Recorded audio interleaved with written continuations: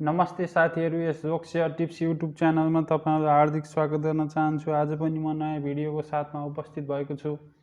यस भिडियोलाई अन्तिमसम्म हेरी यस च्यानललाई लाइक, शेयर, सब्सक्राइब र नजिकै रहेको बेल आइकन दबाउन नभुल्नुहोला, ताकि नयाँ नयाँ भिडियो अपलोड गर्न साथ सुरुमा नै तपाईँलाई नोटिफिकेसन प्राप्त हुनेछ। आज 2077 चैत्र 4 गते बुधबार गोरखापत्र ज्ञान सागरमा प्रकाशित भएको महत्त्वपूर्ण वस्तुगत प्रश्न उत्तर लिएर आएको छु। यस भिडियोलाई अन्तिमसम्म हेरेर साथ दिनुहोला। प्रश्न नम्बर 1, निर्वाचन आयोगद्वारा नेकपा एमाले र माओवादी केन्द्र बीच भएको एकीकरण खारेज गर्ने निर्णय कहिले भएको हो? विक्रम सम्वत 2077 फागुन 25 गते।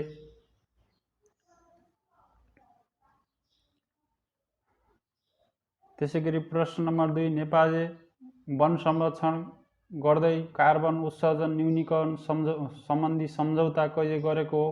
विक्रम सम्वत 2077 फागुन। प्रश्न नम्बर 3, संयुक्त राष्ट्र सङ्घीय आर्थिक तथा सामाजिक परिषद अन्तर्गतको लागु औषध नियोगको सदस्यतामा नेपाल कहिले चयन भएको हो? सन् 2019 मे 7 नेपाल पहिलो पटक निर्वाचित भएको। प्रश्न नम्बर 4, अन्तर्राष्ट्रिय वन दिवस कहिले मनाइन्छ? मार्च 21। संयुक्त राष्ट्र सङ्घले सन् 2012 डिसेम्बर 21 हरेक वर्ष मार्च 21 यो दिवस मनाउने निर्णय गरेको। प्रश्न नम्बर 5, अमिलो मह कुन देशमा पाइन्छ? ब्राजिल। प्रश्न number 6, world digital competitiveness index 2020 अनुसार पहिलो 5 स्थानमा पर्न सफल राष्ट्रहरू कुन कुन हुन्? क्रमशः America 1, Singapore 2, Denmark 3, Sweden 4, Hong Kong 5। त्यसै गरी प्रश्न नम्बर 7, बोस्टन टी पार्टी केसँग सम्बन्धित छ? अमेरिकी स्वतन्त्रता सङ्ग्राम। यो साथीहरू 1773 मा भारतबाट लगिएको चियाहरू चाहिँ त्यहाँका आन्दोलनकारीले समुद्रमा फालिएको काण्डलाई नै बोस्टन टी पार्टी भनिन्छ साथीहरू। त्यसै गरी प्रश्न नम्बर 8, तराई प्रदेशमा फैलिएको प्रदेश कुन हो? प्रदेश नम्बर 2। यसमा 8वटा जिल्ला छन् साथीहरू। त्यसै गरी 9 नम्बर, अडियो क्यासेटका आविष्कारक को हुन्? लो ओस्टेन्स डच इन्जिनियर। चाहिँ डच भनेको नेदरल्यान्डको वासीलाई डच भनिन्छ साथीहरू। त्यसै गरी प्रश्न नम्बर 10, सबैभन्दा बढी स्थानीय तह पिछडिएको क्षेत्रमा परेको जिल्ला कुन हो? बझाङ। यो महत्त्वपूर्ण छ साथीहरू। पिछडिएको क्षेत्रमा पर्ने नगरपालिकाको सङ्ख्या 8 र गाउँपालिकाको सङ्ख्या 49 रहेको छ। जम्मा 57वटा पिछडिएको क्षेत्र रहेका छन् साथीहरू। यो पनि अध्ययन गर्न महत्त्वपूर्ण छ। त्यसै गरी सरकारले विक्रम सम्वत 2074 आश्विन 25 मा विभिन्न 57 स्थानीय तहलाई पिछडिएको क्षेत्रमा समावेश गरिएको। प्रश्न नम्बर 11, इतिहासका पिता भनी कसलाई चिनिन्छ? हेरोडोटस, प्राचीन ग्रिक दार्शनिक। प्रश्न नम्बर 12, इटालियन अन्वेषक क्रिस्टोफर कोलम्बसले युरोपबाट अमेरिका पुग्ने बाटो कहिले पत्ता लगाउनु भएको थियो? सन् 1492। प्रश्न नम्बर 13, विश्वका कुन शासकलाई वार टाइम प्राइम मिनिस्टर भनेर पनि चिनिन्छ? Surge Winston Churchill. यिनी चाहिँ ब्रिटिस प्राइम मिनिस्टर रहेका थिए साथीहरू। त्यसै गरी प्रश्न नम्बर 14, विश्व ब्याङ्कको प्रधान कार्यालय कहाँ रहेको छ? Washington DC, America. त्यसै गरी प्रश्न नम्बर 15, गोरखापत्रको प्रकाशन सुरुवात कहिले भएको हो? विक्रम सम्वत 1958 वैशाख 24। यो एकदम महत्त्वपूर्ण छ साथीहरू, धेरैचोटि सोध्या पनि छ, राम्रोसँग अध्ययन गर्नुहोला। तात्कालीन राणा प्रधानमन्त्री देव शमशेरको पालादेखि यसको प्रकाशन सुरुवात भएको हो। कहिलेकाहीँ कसको पालादेखि भएको हो भनेर पनि सोध्छ। त्यसै गरी सुरुमा गोरखापत्र साप्ताहिक रूपमा प्रकाशित हुने गरेको। विक्रम सम्वत 1984 वैशाख 13 मा पहिलोपल्ट तस्बिर छापिएको। विक्रम सम्वत 2003 पौष 8 गतेदेखि हप्तामा 3 पटक प्रकाशित हुन थालेको। यो पनि अध्ययन गर्नुहोला। त्यसैगरी विक्रम सम्वत 2017 फागुन 7 गते दैनिक रूपमा प्रकाशित हुन थालेको। त्यसैगरी विक्रम सम्वत 2019 असारबाट शनिबारे परिशिष्टाङ्क प्रकाशन सुरु। विक्रम सम्वत 2059 असार 1 गतेदेखि गोरखापत्र रङ्गीन छापिन थालेको।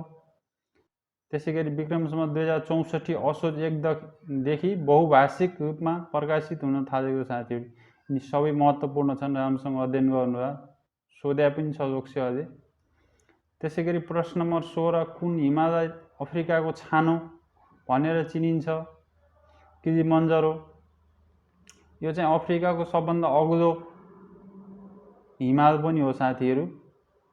अफ्रिका महादेशको तान्जानियामा अवस्थित यो हिमाल त्यहाँको आकर्षक पर्यटकीय गन्तव्य पनि हो। यो अफ्रिकाको सबैभन्दा अग्लो हिमालको रूपमा रहेको यो हिमाल आरोहण गर्दा विशेष तयारी र हिमाल चढ्दा चाहिने विशेष उपकरण आवश्यक नपर्ने, तर उचाइका कारण अल्टिट्युड सिकनेस भन्ने लाग्ने।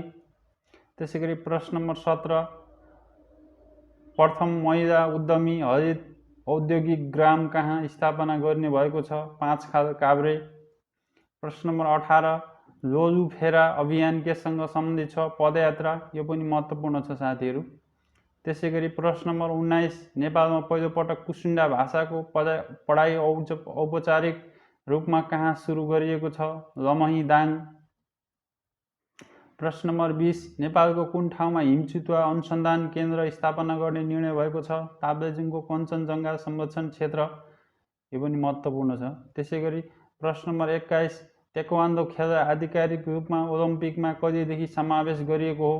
सन् 2000 को सिडनी ओलम्पिकदेखि।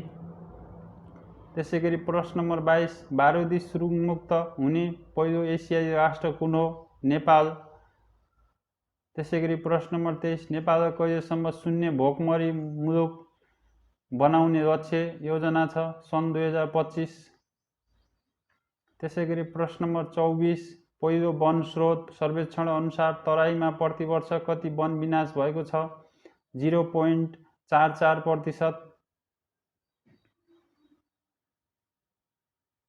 त्यस्तै चुरे क्षेत्रमा प्रतिवर्ष 0.18% वन विनाश भइरहेको छ। वन स्रोत सर्वेक्षण 2016 अनुसार नेपालमा वनले ओगटेको क्षेत्र 44.74% रहेको छ। नेपालमा सबैभन्दा बढी वन मध्ये पहाडी क्षेत्र 37.80% रहेको। नेपालमा औसत प्रति हेक्टर रुख 430 रहेको। सन् 1990 को वन स्रोत सर्वेक्षण अनुसार नेपालमा वन क्षेत्र ओगटेको भूभाग 39.6% रहेको। प्रश्न नम्बर 25 गगनपुर प्रस्तावित अन्तर्राष्ट्रिय अन्तरिक्ष बस्तीको योजनाकार को हुनुहुन्छ? सुशान्त खड्का। प्रश्न number 26 global positioning system GPS को सुरुवात कुन देशबाट भएको हो? अमेरिका। त्यसैगरी प्रश्न नम्बर 27 सूचना प्रविधिको क्षेत्रमा प्रयोग हुने ब्ल्याक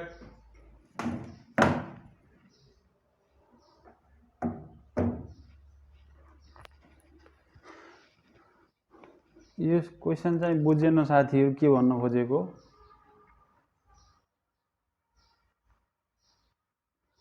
त्यसैगरी प्रश्न नम्बर 28